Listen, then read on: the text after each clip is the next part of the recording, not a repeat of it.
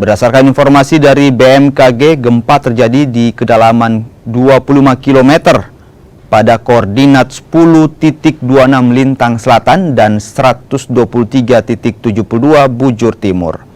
Tidak hanya dirasakan oleh warga, getaran gempa membuat dinding kantor Gubernur Nusa Tenggara Timur retak. Bahkan sejumlah plafon roboh. Menurut BMKG, jenis gempa gerak dangkal dipicu aktivitas sesaat aktif dengan analisa gerak turun atau gempa normal. Kekuatannya 6,6, setelah kita analisa ulang, kita update bahwa gempa tersebut kekuatannya hanya sekitar 6,3. Dengan pusat gempanya di 10,26 Lintang Selatan, 123,72 Bujur Timur. Tepatnya sekitar lokasinya sekitar 15 km tenggara Kupang dengan kedalaman pusat gempanya 25 km.